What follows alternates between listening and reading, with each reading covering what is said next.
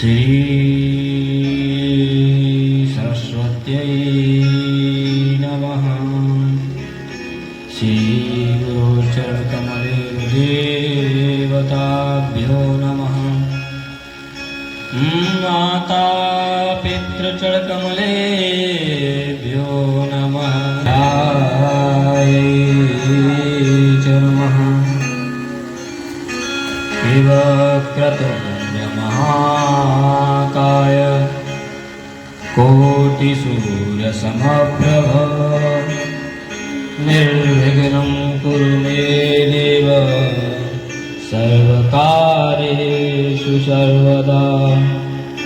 हे गुरुर्ब्रह्मा गुरुर्विष्णु गुरुर्देव महेश्वर गुरु साक्षात् परं ब्रह्म तस्मै श्री गुरुवे नमः।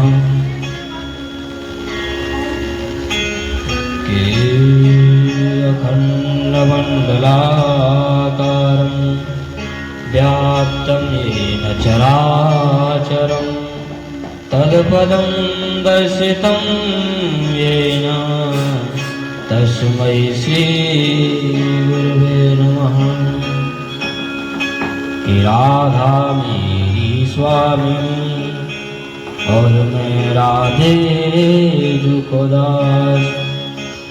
जन्म जन्म मोह दीजियो श्री ब्रजमंडल को वास। कि राधा राधा कहत ही और सब बाधा मिट जाए। कोटि जन्म की आपदा नाम लियो सो जाए।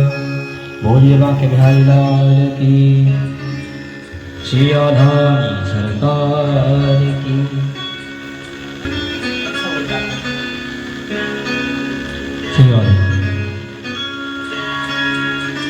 आसीत् पुरंजनो नाम राजा राजन बृहत्सवा। तस्या विज्ञात नामासीत् सखा विज्ञात चेष्टिता। नारद जी कहने लगे पुरंजन से कि पूर्व काल की बात है। एक बड़े राजा थे, यशस्वी राजा थे। मानो उनकी प्रभुता प्रतिष्ठा सम्मान बहुत था। उनका लोग सभी सम्मान करते, उनको देवता के समान लोग पूजते थे, इतना उनका आदर करते थे। वैसे उनका एक मित्र था, उसका नाम था विज्ञात। उन दोनों में बहुत गहरी मित्रता थी, जैसे कृष्ण और सुदामा की मित्रता थी।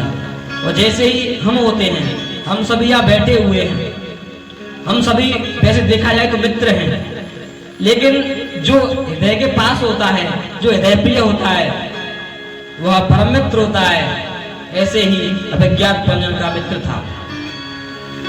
तो जो भी कुछ कार्य करते आपस से एक दूसरे से कहकर करते, एक दूसरे की सलाह लेते, कहीं जाते तो साथ जाते, अगर खाते तो एक साथ खाते। ऐसे ही चलता रहा। और पुरंजन ने अभिज्ञात से कहा, हे मित्र, आज मेरी भ्रमण करने की इच्छा हो रही है, मैं घूमने जाना चाहता हूं।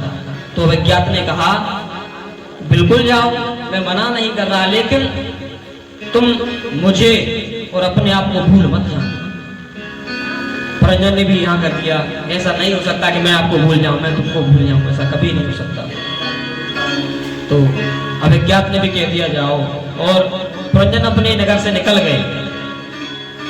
वह इत्यादि नगर शहर गांव में घूमे, लेकिन उनको कोई गांव नहीं मिला, नगर नहीं मिला जहां उनको शांति मिले। ऐसा कोई गांव नगर नहीं मिला। अंत में उनको एक नव दरवाजे वाला, जो सुलक्षणों से पूर्ण था, उसकी सुंदरता को देखकर राजा उसमें प्रवेश कर गया। पुरंजन का भाग्य बड़ा ही अच्छा था कि उसने वहाँ एक सुंदरी कन्याओं को देखा जो बड़ी सुंदर थी, सुशील थी, और उसके साथ 10 सेवक थे और 5 फन वाला नाग था, वह उसका द्वारपाल था। उस कन्या का रंग सांवला था, वह एक पीले रंग की साड़ी पहनी हुई थी। उसको देखकर पुरंजन मोहित हो गए और उस देवी से वार्तालाप करने लगे कि का त्वं कंजपला साक्षी कस्यासी कुतसति इमाम परिवीरो किम चिकीर्षसि संसमे। पुरंजन ने कहा, हे कमल लोचनी, तुम कौन हो और किसकी पुत्री हो और इस समय तुम यहाँ क्या कर रही हो? आप कहाँ रहती हो? आपका निवास कहाँ है? आप कहाँ से आई हो? ऐसा पूछा। इत्यादि वार्तालाप हुआ तो पूछा और उन्होंने कह दिया कि मैं आप पर मोहित हो चुका हूँ। तो उन्होंने भी कहा, ऐसे आपस में दोनों की बातें हुई और उनकी शादी हो गई। उनकी शादी हो गई, उन्होंने शादी की और वहीं रहने लगे जो उस नगर में पुरंजनी रहती थी। अब वो पुरंजनी पर इतने मोहित हो गए कि पुरंजनी खाती तो वो खाते, है ना, वो पीती तो पीते, अगर वो रोती तो रोने लग जाते, यानी कि जो कार्य वह करते उसके साथ करने लग जाते उस कार्य को। ऐसे हो गए, चलता रहा ऐसे ही। और एक दिन पुरंजन युद्ध करने, शिकार खेलने जंगल में चले गए और उन्होंने वहां शिकार की, बेजुबान पशुओं को मार दिया और वापस आए और पूछा, जो दासी थी उनके सेवक थे, उनसे पूछा कि आपकी महारानी कहाँ है? तो उन्होंने कहा वो स्नान कर रही हैं। जैसे वो बाहर आई और पुरंजन मोहित हो गए, फिर मोहित हो गए।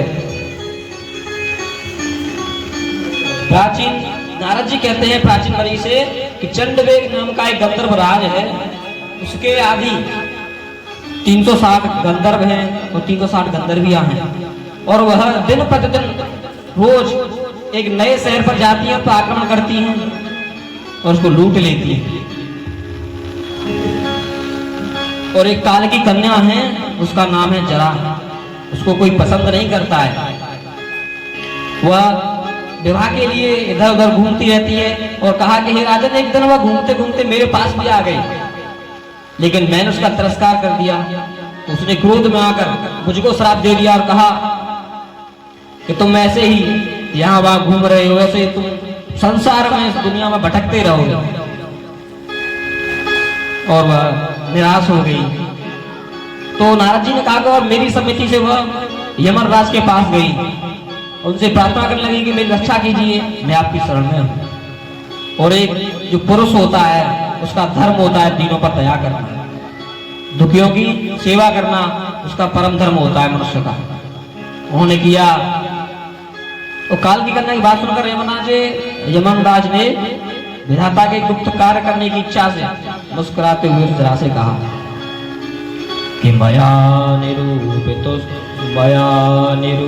निरूपितस्तुभ्यं परिरात्म समाधिना नाभिनन्दति लोकोऽयं त्वामबद्धामसम्मतम्।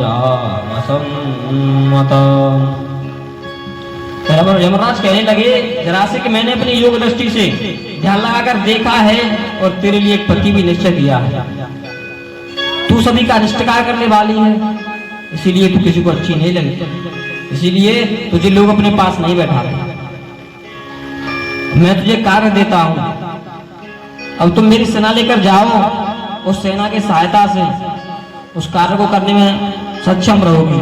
जो एक मेरा भाई है उसका नाम है प्रज्वाल, उसको साथ ले जाओ, मैं तुम्हारे साथ अप्रत्यक्ष से आऊंगा।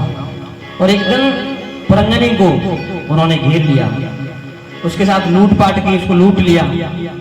जो पुरंजन था श्रीहीन हो गया और उसका लोग भी तिरस्कार करने लगे। और वह सोचने लगा अगर मैं मर गया तो मेरे बच्चों का, मेरी पत्नी का क्या होगा। ऐसे ही सोचते सोचते मर गया। और लेकिन इतना सब कुछ हो गया, लेकिन उसे अपने मित्र की याद नहीं आई। अब पुरंजन को दूसरे जन्म में स्त्री का जन्म मिला और उसका समय आने पर विदर्भ राज्य में उसका विवाह भी हो गया। समय बीता और उसके प्राण छूट गए। उसके जो पति था उसके प्राण छूट गए। अब वह जंगल में लकड़ी इकट्ठा कर रही थी। उसने लकड़ी को इकट्ठा किया, अपने पति को उन पर रखा। उसके साथ सती होने वाली थी, उस चिता पर चढ़ने वाली थी। वैसे ही वहां उसका जो मित्र था विज्ञात, वह वहां आ गया और कहने लगा, तुम कस्यासि को वायम समायो यस्य सोचसी जाना से किम सखायम मायेन आगे विचचरतः।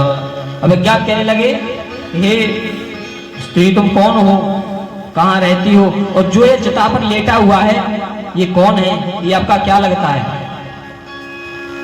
उन्होंने बताया तो फिर भी उसको याद नहीं आया। उसने अपने मित्र को देखा, फिर भी उसको याद नहीं आया कि ये मेरा मित्र है, ये कौन है। अभिज्ञात ने उसको समझाया कि हम ऐसे से मित्र थे, वहां रहते थे, और तुम मुझसे कह के आए थे कि ना तो तुम खुद को भूलोगे ना ही मुझे भुलाओगे। तो उसको याद आया, उसको स्मरण हुआ। नारद जी ने कहा, हे राजन, मैंने आपको परोक्ष ज्ञान दे दिया है। बिहारी लाल की